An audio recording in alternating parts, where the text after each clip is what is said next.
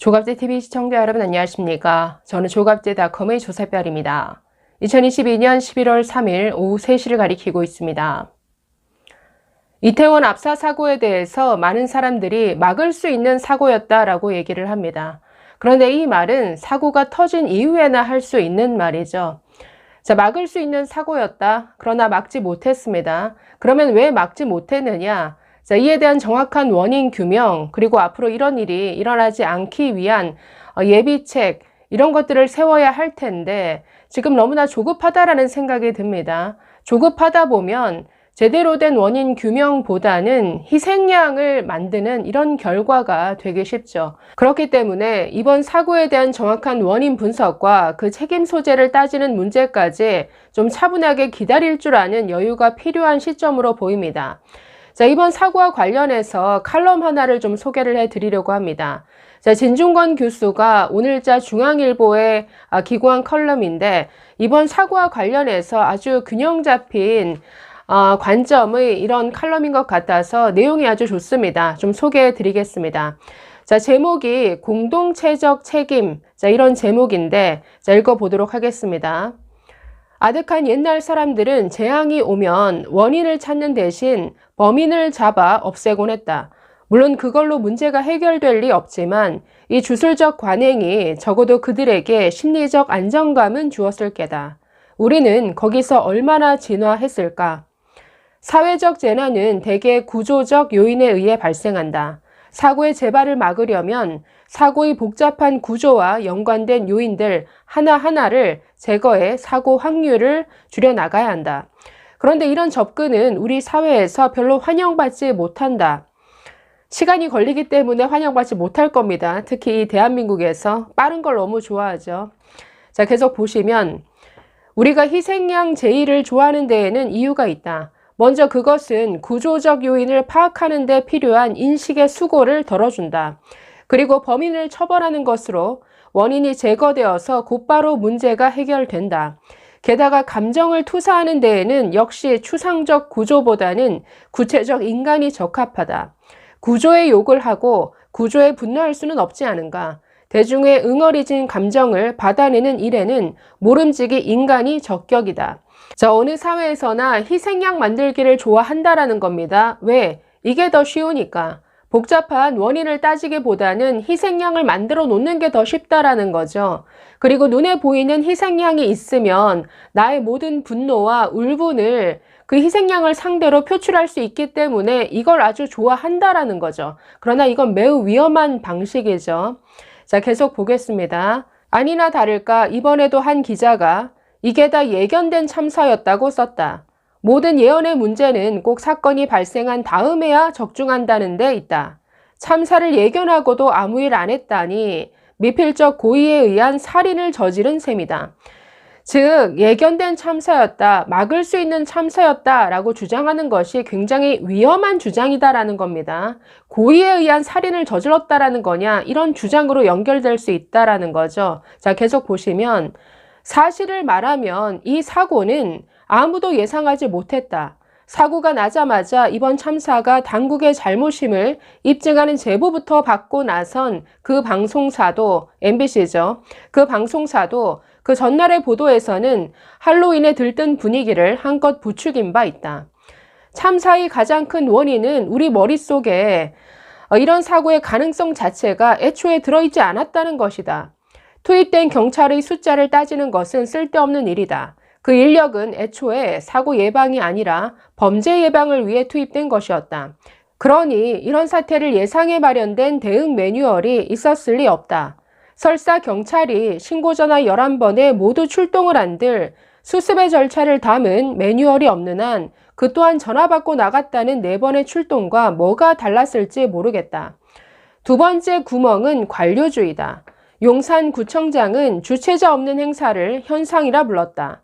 그 사고는 구청의 책임이 아니라는 얘기다. 경찰에서는 자신들에게 시민들의 이동권에 간섭할 법적 권한이 없다고 하는 모양이다. 헬로윈은 이렇게 당국의 책임과 권한 밖에 놓인 이상한 현상이 되었다. 일본의 경우에는 주최자가 없는 헬로윈 축제의 안전을 경찰과 지자체가 함께 책임진단다. 군중의 동선을 지휘하는 시부야의 DJ 폴리스는 이미 축제의 명물이 되었다. 세 번째 구멍은 입법의 문제다. 일본에서 DJ 폴리스가 실내 이동권에 간섭할 권한을 가진 것은 진즉에 경비입법을 개정해 새로 혼잡 경비 항목을 포함시켰기 때문이란다.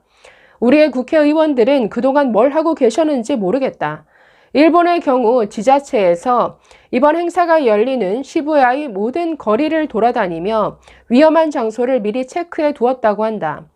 서울시와 용산구에도 시의원과 구의원들이 있을 텐데 비싼 세비 들여 외유나 하면서 왜 이런 것은 안 배워왔을까? 네 번째 구멍은 언론이다. 우리의 언론들이 예언의 은사를 시연하는 동안 일본의 언론들은 헬로윈 행사 전날 시민들이 안전을 위해 알아야 할 사항을 상세히 보도했단다. 이런 보도를 접했느냐 여부가 혼잡 상황에선 큰 차이를 만들어낼 수 있다. 사고 후에 우리 언론이 범인 찾기에 몰두하는 동안 원인을 분석해 상세히 보도한 것은 일본의 언론이었고, 그런 혼잡 상황에서 생명을 지켜줄 안전수칙을 전해준 것은 미국의 언론이었다. 우리에겐 전문가도 없나? 그런 기사를 우리는 인용 보도로 접한다. 마지막 구멍은 왜곡된 시민의식. 이 와중에도 문재인 정권이었다면 사고가 없었을 것이라 믿는 집단과 대통령, 주무장관, 지자체장이 쳐야 할 지휘 책임마저 부정하는 집단이 서로 싸움질을 한다. 156명의 희생은 그들에게 이렇게 정치적 공방의 소재일 뿐이다. 나라 돈으로 12년 동안 의무 교육을 시켜줘도 우리는 인과적 사고보다 응보적 사고에 익숙하다. 원인을 찾는 논리적 담론보다 책임을 물을 범인을 잡는 놀이를 좋아한다. 예를 들어 토끼 머리띠를 한 남자를 찾아라. 그 놀이 끝에 결국 말단 경찰관들이 범인으로 지목된 모양이다. 드디어 범인을 찾은 언론은 신이 났다. 대통령까지 이들을 법과 원칙에 따라 엄정하게 처리하라라고 지시하고 나섰다. 이들이 공동체 전체의 죄를 대속할 희생양이 될 모양이다. 뭐 그러진 않겠죠. 내 눈엔 이게 부조리해 보인다. 또 세월호의 전철을 밟으려는가, 존재하지도 않는 범인을 잡으려 특조위를 수차례나 띄웠지만 성과가 있었던가, 그 큰 희생을 치르고 그 난리를 치고 어디 해상 안전이 조금이라도 나아졌던가, 얘들아 미안하다, 이 문구가 또 등장했다. 정작 물어야 할 것은 공동체적 책임이다. 이 사고의 책임에서 자유로운 이는 아무도 없다. 모두가 공범이다. 그것을 인정하지 않는 한 우리는 계속 미안할 것이다. 영원히 미안만 할 것이다. 자, 칼럼 이렇게 끝인데 어떻게 느끼셨습니까? 뭐 동의할 수 있는 부분도 있고 아닌 부분도 있지만 디테일로 들어가면 어찌되었든 이 이태원 압사 사고 참 156명의 사망자가 난 너무나 큰 사고죠. 이런 사고를 통해서 너무나 이걸 정치적으로 이용하려는 집단들이 있습니다. 뭔가 이재명의 사법 리스크를 이 사건으로 묻혀버리게 하고 싶은 그런 의도를 가진 집단도 있고, 이걸 뭔가 윤석열 정권 퇴진의 동력으로 삼으려고 하는 집단도 있습니다.